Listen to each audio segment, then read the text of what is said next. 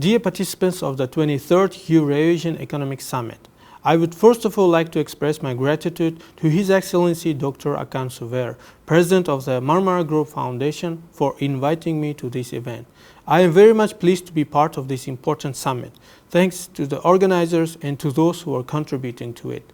Uzbekistan has always stood out for the pragmatic, multidirectional foreign policy and close cooperation with its regional and global partners. Therefore, it strives to build friendly and constructive relations with all its partners. Since coming to the power, President Mirziyoyev has launched wide-scale reforms in almost all spheres, focused on improving governance, raising the international status of the country, and providing a positive business and investment climate. These reforms are reflected in the adoption and implementation of the Strategy of Actions of Uzbekistan for 2017-2021. Moreover, the reforms have added new impetus to strengthen regional connectivity and cooperation in Central Asia. President Mirziyoyev's proactive regional strategy and foreign policy in general created a friendly climate of diplomacy among the Central Asian countries and the international community.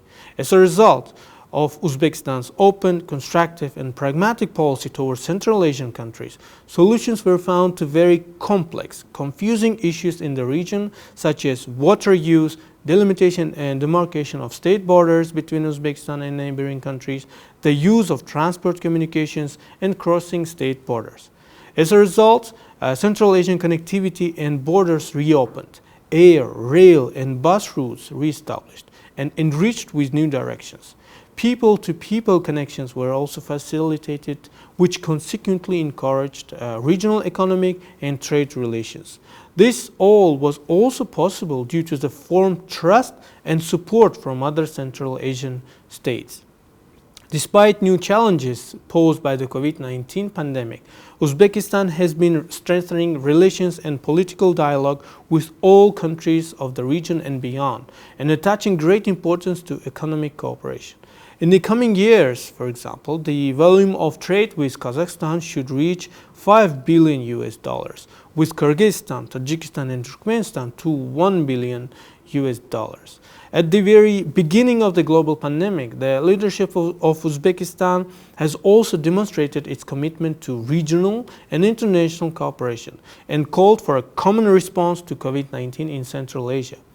As such, President of Uzbekistan held constant telephone conversations with several leaders of partner countries and has provided humanitarian support on behalf of Uzbek nation for Afghanistan, Tajikistan, Kyrgyzstan, Kazakhstan, Azerbaijan, Belarus, China, Iran, Russia, Hungary and others.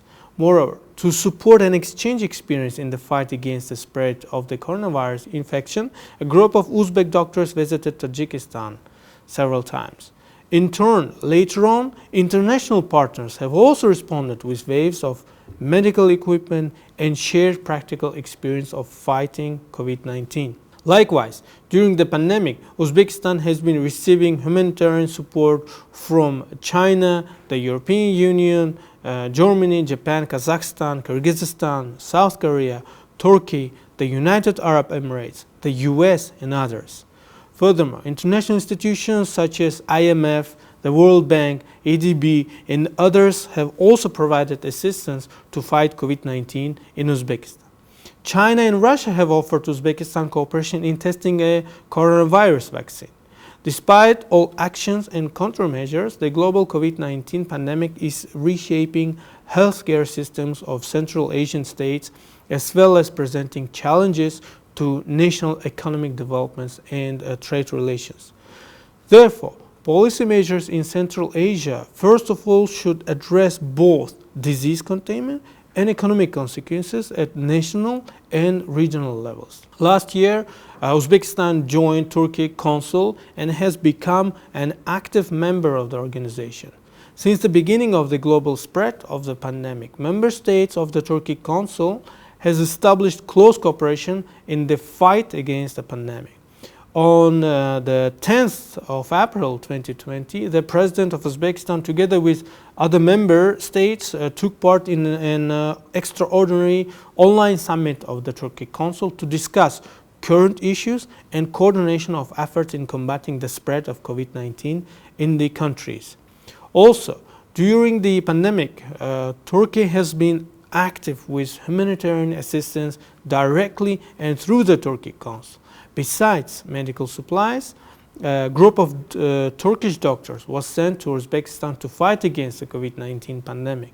Moreover, online seminars for Uzbek medical staff have been recently organized with leading experts from Turkey. In his recent speech at the 75th session of the UN General Assembly on 23rd September 2020, the President of Uzbekistan again delivered several initiatives on the global pandemic, sustainable development, regional cooperation, security, ecology, and transport connectivity, which have both regional and global importance for inclusive economic development. Accordingly, one of the initiatives was to create a regional center for the development of transport and communications under the auspices of the UN. The center should contribute to the effective and mutually beneficial use of international transport corridors together with neighboring countries, as well as the formation of a single, ramified, and outwardly integrated transport space in Central Asia for strengthening the relationship between North and South, West and East.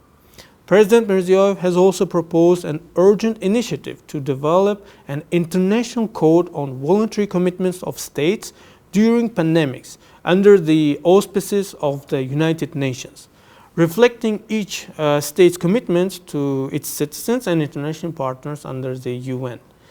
President mentioned the necessity of regular dialogue, trust, and close cooperation among all states to overcome the pandemic and coordinated efforts between all governments, parliaments, civil society institutions. To conclude, dear participants of the summit, we believe that it is very essential to strengthen mutually beneficial cooperation between countries during and the post-pandemic recovery period for successful and effective implementation of a comprehensive reform programs of all states.